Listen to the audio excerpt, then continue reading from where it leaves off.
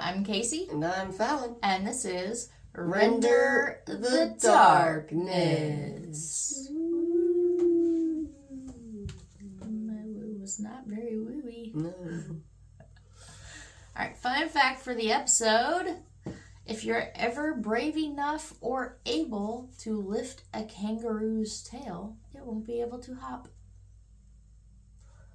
I bet that would be very difficult to try to test that theory. I would love to see somebody try, I don't think it would hurt the kangaroo to just lift up their tail, but if you did, they could hop. I would assume the same is probably true for Tigger.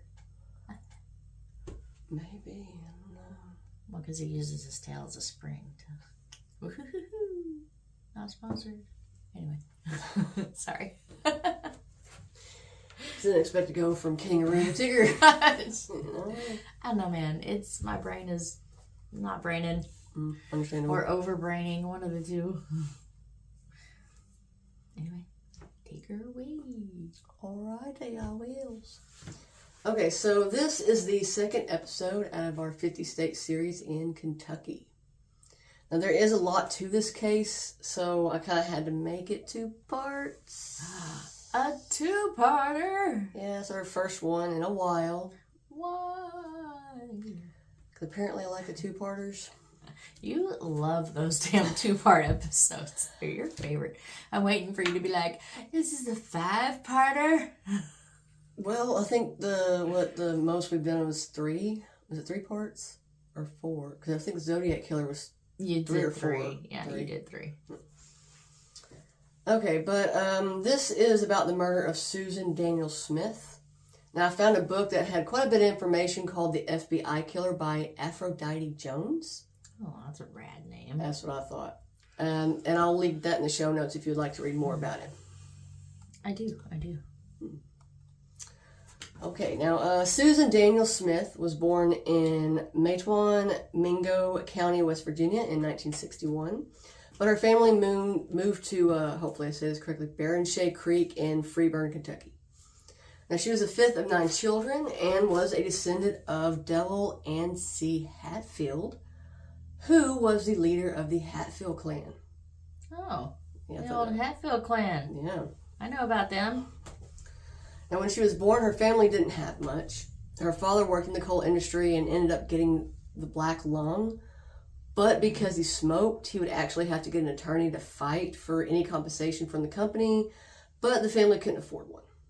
So, no. Now her brothers and sisters seemed a little upset that their father wasn't working and that they had to rely on welfare. And Susan, however, didn't care about material things as a child, really. She had all she wanted with birthday parties, Christmas trees, and a Bible by her bed. Aww. Susan sounds adorable. Mm-hmm. Now, growing up, she was a happy child. She really liked school, and she loved to read. Now, her dad would remember her going to the library a lot and reading all the time. But as she grew older, her tastes and thoughts changed. When she was around 10, she became unhappy having to wear used clothes. She wanted her things to be nice. So her parents tried to make her happy by taking her shopping in town at Matewan. Now, when she was in school, she was a cheerleader and very popular. She enjoyed going to the ball games, and she really liked the attention of boys. Mm-hmm. Now, when she was 15, she dropped out of school and started spending a lot of her time with a man, and I'm going to say this again, a man named Kenneth Smith. Susan fell for him the first time she met him at her uncle's pool hall. Now, Kenneth loved to play poker, so he would often go there to play. Unfortunately, there was another side to him. He sold drugs like PCP, cocaine, marijuana, and acid. What time frame is this? This is in the let's see, she was born in 61, so in the 80s, I'm guessing. 70s. She was 15. So soon Susan was brought into a world of, quote, sex, drugs, and rock and roll. And they started meeting at his trailer in Majestic, Kentucky, just a few miles from Freeburn. Susan had become addicted to the fast-paced lifestyle, and she was always buying new jewelry and clothes. Now, her father caught wind of what they were doing, so he kicked her out of the family home. Oh.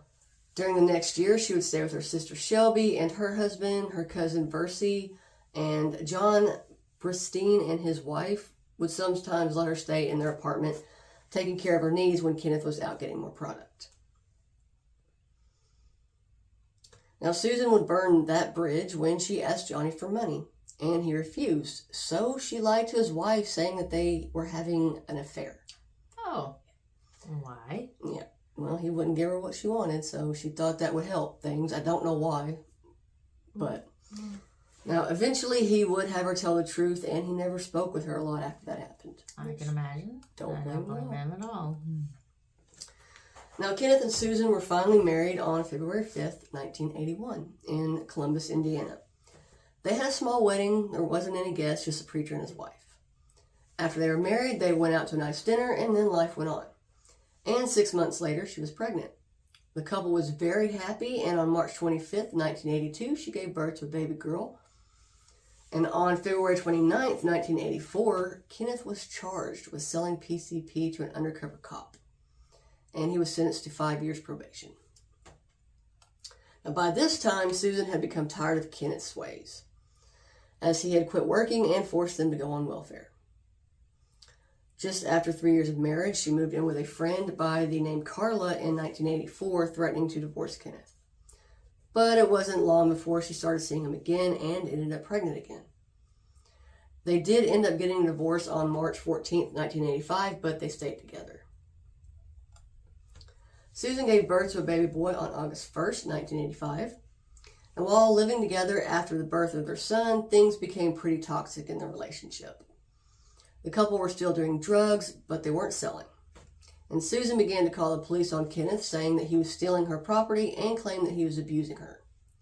But when the police would go out to their home, he would be gone, and she wouldn't have any physical marks on her body. Now, at this time, she was looking for a way out of the relationship.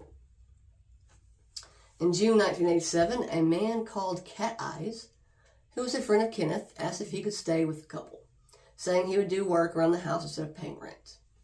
They talked it over, and they agreed it would be a good idea. Even when Cat Eyes was making money, she never asked him for any money, just that he supply her with all the drugs that she wanted. Now, he stayed in the guest room with his girlfriend, where in a pillowcase he kept his guns and ski masks. Susan was pretty sure that he was using those items to rob banks, but she didn't have any proof of it. By 1907, Susan had given up hope that Kenneth would be a good husband and father. What? By 1907? I was like, what? Probably 1987. Okay, I was like, would we just time jump?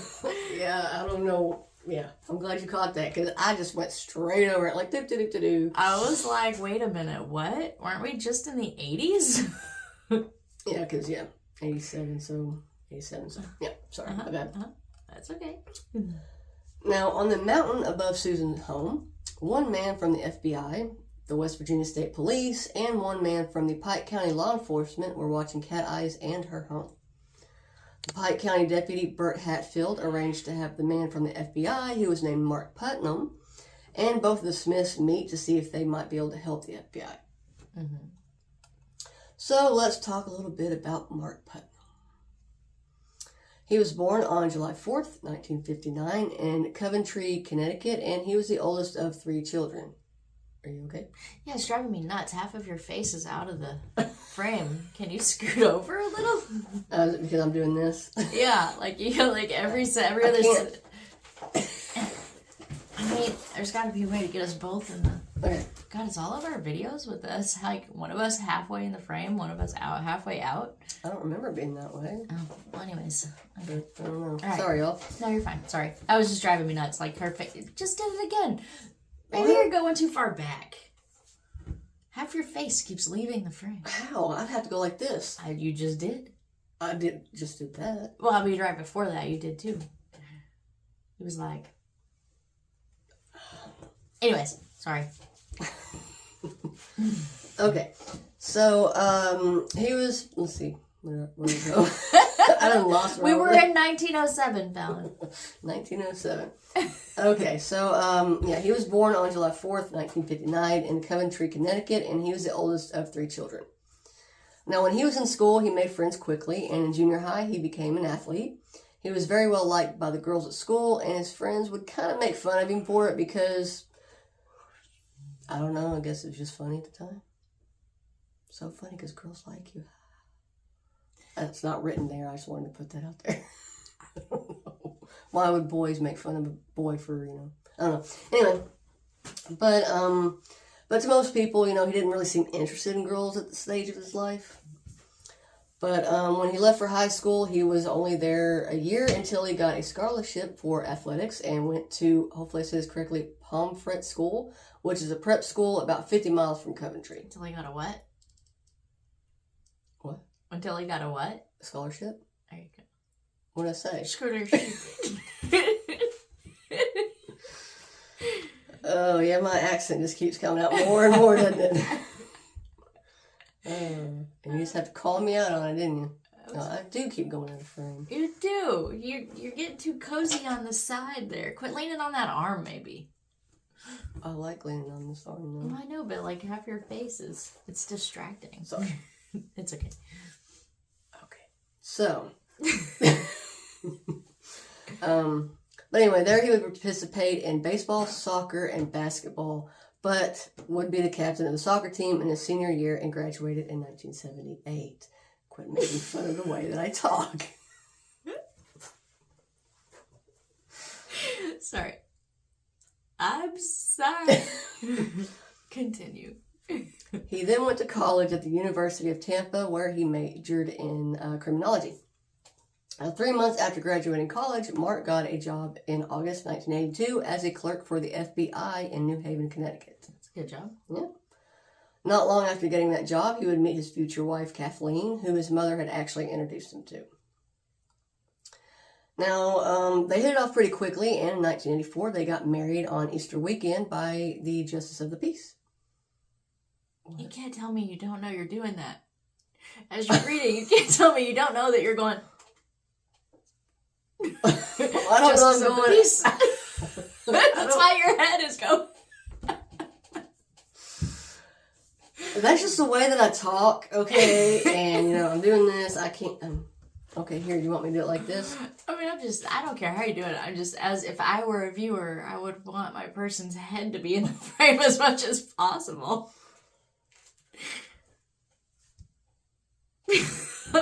It's driving me nuts. But not long after, Kathy was pregnant and gave birth to a baby girl. Meanwhile, Mark is moving his way up in the FBI, and in 1986, he was able to take the entrance exam to the academy in, hopefully I say this correctly, I know I'm probably not going to, Quantico. Quantico? Yep, Quantico, Okay. Virginia. For some reason, whenever I was saying it, I was like, that does not sound right. And I just expected you to make fun of me. That's why I went Quantico. You thought I wasn't going to make fun of you for that? Well, no, I'd rather you make fun of me for this than if I would have said that very, very incorrectly. But anyway, in the middle of 1986, Mark had been accepted to the FBI Academy and was given his official FBI badge. Mark moving on up. Yes. I got a feeling this is not a great thing. I don't know. Now, Hatfield and Putnam had been watching Cat Eyes for a while, and they watched as he spent thousands on cars and jewelry. Unfortunately, all they had on him was circumstantial, and they needed hard proof. And this is when Hatfield told Putnam about Susan. He explained that she had worked for him for 3 or 4 years off and on as an informant. He also explained that she would more than likely help them if they paid her enough. Susan was known to run around with people who knew certain things, so she could get pretty much any information that they needed. So, Patsy, basically. Is that what they're called? Patsies? I mean, essentially, that's what the intent sounds like it was here. They were going to send her into the wolves' den to gather information and then bring it to them. But she would be expendable to them. Like, they wouldn't care. She's expendable at that point, right? They can't go in themselves because they don't want to be identified, so... Gotcha. Oh, yeah, okay. be like a patsy. Gotcha. Somebody you use in place of yourself to gain the information that you're trying to gain. Yeah. Okay. So he suggested that Putnam offer her $5,000 for information that would help them take Cat Eyes down. That's a lot of money back then. Now, Susan, Kenneth, and Putnam met at a hospital parking lot to discuss the potential alliance. Kenneth remembered that day because Susan was being really flirty with Putnam, and he didn't like it, and they ended up actually getting into an argument about it. Now, it didn't take long for the meetings about Cat Eyes to start becoming something more between the two. Susan seduced Putnam in his car, but it seemed like he would gain the most out of the affair as he was using her to help further his career. Now, she would later tell Hatfield that they had fallen in love. Hatfield would ask Putnam in a joking kind of way if he was dating her because she said he was. And he would say that, she claimed to be sleeping with a lot of people from the FBI and they couldn't really believe half of what she said. Now, Putnam had convinced everyone that he wasn't having an affair with her, but the relationship was very intense. On September 10th, 1987, Cat Eyes made his move with another accomplice at the First National Bank of Pikeville in Belcher, Kentucky. They went in with guns and ski masks and told the tellers to fill the pillowcase with money, but not to put any dye packs in it. Now, because of Susan's information, Putnam and the Kentucky State Police were watching the bank, but unfortunately they weren't there that day. However, the day before, Putnam had a teller put in a pack of $102 bills with a red dye pack. Now, when Cat Eyes got out of the bank, a red dye pack exploded before when he left in a white van. See that going down the road? It's like a white van, just red. Now, a week later, Cat Eyes was arrested, and on September 24th, 1987, a preliminary hearing was held. After being indicted by a grand jury in October 1897, he went to trial. On January 28th, 1988, he was convicted and sentenced to 57 years. Now,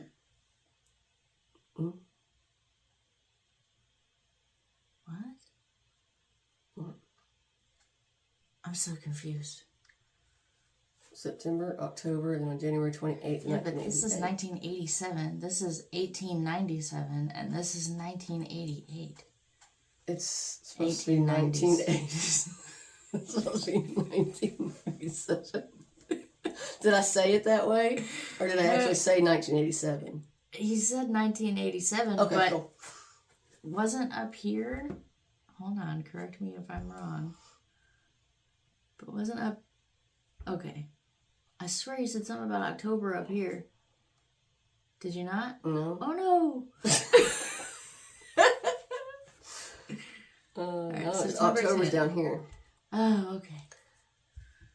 Maybe because I'm reading it and I saw 1897. I was like, what? I'm not supposed to be, mentioning my mistakes in my writing. That's why I fix them when I come up to them usually. Usually, not always. I'm sorry. People are going to be like, if this is the first episode anybody sees, they're going to be like, no. Just move on. Now, during 1988, Susan continued to help Putnam with different information about different things, and she even helped him with the arrest of 4 Kentucky sheriffs for selling pills. Now, Susan would find out that Putnam's wife was pregnant again, and she became really upset, saying that he loved her and that he was only with his wife because of her family was worth a lot of money. Now, they were even staying together overnight in his home while his wife and children were out of town. Now, according to Susan, she let Putnam know about Mac Lockhart's plan to rob a bank, and that Putnam wanted her to set up the robbery. So Susan was now trying to make sure the men went through with the crime. She would take the youngest to the First National Bank of Pikeville and Phelps to map out the escape route. But he eventually decided not to go ahead with the plan. But on July 14th, 1988, the other men would commit the robbery, but were caught and sentenced to 11 years in federal prison in November 1988. Now, before Christmas in 1988, Putnam planned to go to Connecticut to spend time with his wife and kids. Susan decided that she wanted to give him the best Christmas gift she could, a baby. Oh, doesn't he already have one of those? He's got a couple. Now, she didn't tell him that she stopped taking the pill, and she made sure that they had sex during their most fertile days. Now, before he left, she was pretty sure that it worked, but it was a little too soon to take a test. In February 1989, she did find out that she had gotten pregnant. Now, during this time, she decided to move in with her sister temporarily. A few days later, Putnam told her that he was being transferred to Connecticut. Now, his wife and children had already been moved there because they were getting death threats. Now, Susan was shocked by the news, especially since she was pregnant. Now, in March, she went to see Putnam and told him that she was carrying his baby, but he instantly denied being the father. Now, when she came back demanding that he take care of the baby, he would assure her that he would take good care of her and the baby even when he was in Connecticut. And that is where we're going to end part 1. Stay tuned to see how good... I'm not going to say that. Anyway. I was going to say that. I'm not going to say that. It's terrible. Sorry. But, yeah. So. Well, what a cliffhanger. Yeah, I just wanted to kind of give some information on, the whole thing of, like, how she got involved with an FBI agent in the first place and, how all that works, so. So, yeah. Right on. Well, thank you for sharing. I apologize for all of my interruptions during that case. And I'm sorry for all of this that I didn't know I was doing. My bad. I really don't think we've done that on any other video. I know we haven't. I don't know. You don't watch our videos? I absolutely watch our videos. Do I pay attention to whether we're bebopping in and out of frame? No. I don't pay attention to it. I don't even know why I was paying attention to it today. Yeah, I don't know. It's kind of strange. I have no idea. Normally, you're doing all kinds of shit over there, and I don't pay any attention to it, and it doesn't affect me at all. But for some reason today, your little beboppy moves were getting on your nerves. Just making me go, stop. Was it because I was like, having a good day today, so I was like, yeah. Apparently she doesn't like me when I'm in a good mood. I'm going to need you to tone it down. I'm going to need you to calm down just a little.